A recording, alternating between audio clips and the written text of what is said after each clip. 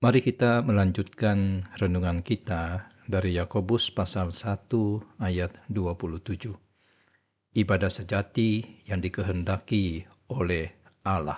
Demikianlah firman Tuhan. Ibadah yang murni dan yang tak bercacat di hadapan Allah Bapa kita ialah mengunjungi yatim piatu dan janda-janda dalam kesusahan mereka dan menjaga supaya dirinya sendiri tidak dicemarkan oleh dunia. Saudaraku, jika saudara diminta untuk mendefinisikan ibadah yang murni, apa yang akan Anda jawab? Kebanyakan orang mungkin akan menyebut nyanyian pujian yang kusuk, doa yang panjang, puasa yang tekun, atau kehadiran setia di kebaktian. Semua itu penting, saudara. Tapi jawaban Yakobus sangat mengejutkan dan sangat praktis. Ibadah yang murni dan tak bercacat di hadapan Allah adalah mengunjungi yatim piatu dan janda-janda di dalam kesusahan mereka. Jadi bukan liturgi yang megah, bukan musik yang merdu, bukan gedung yang indah, tapi tangan yang terulur kepada mereka yang paling rentan di dalam masyarakat. Saudaraku, di dalam budaya kuno, yatim piatu dan janda adalah simbol dari kerentanan total. Tanpa suami atau ayah sebagai pelindung, mereka seringkali jatuh dalam kemiskinan dan eksploitasi. Allah menyebut dirinya sebagai bapa bagi anak-anak yatim dan pelindung janda-janda.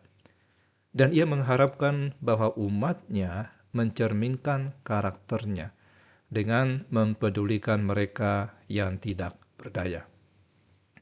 Nah, kata mengunjungi dalam bahasa aslinya ini bukan sekedar datang bertamu, tapi ini adalah kunjungan dengan maksud menolong, memenuhi kebutuhan, membela kepentingan mereka. Ini bukan belas kasihan dari kejauhan, tapi keterlibatan aktif di dalam kesusahan mereka. Tetapi Yakobus menambahkan dimensi yang kedua, yakni menjaga supaya dirinya sendiri tidak dicemarkan oleh dunia. Jadi ibadah sejati memiliki dua sayap, kasih kepada sesama dan kekudusan di hadapan Allah. Keduanya tidak bisa dipisahkan. Kita tidak bisa mengasihi sesama dengan efektif jika hidup kita dikuasai oleh nilai dunia. Dan kekudusan tanpa kasih hanyalah kesalehan palsu yang dingin dan mati. Saudara, ibadah Anda diukur bukan dari berapa lama Anda bernyanyi di gereja, tapi dari berapa sering tangan Anda terulur kepada yang lemah dan tak berdaya.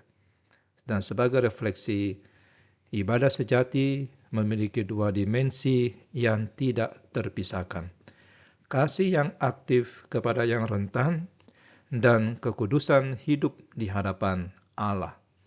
Tuhan mengukur ibadah kita bukan dari sekedar aktivitas keagamaan, tapi dari kepedulian yang nyata kepada yatim piatu dan janda, mereka yang paling rentan dan seringkali terlupakan. Mari kita berdoa. Bapa di sorga yang menyebut dirimu sebagai pelindung yatim piatu dan janda. Bukakanlah mata kami untuk melihat mereka yang rentan di sekitar kami. Gerakkan hati kami untuk tidak sekedar berbelas kasihan dari kejauhan, tetapi terlibat aktif di dalam menolong.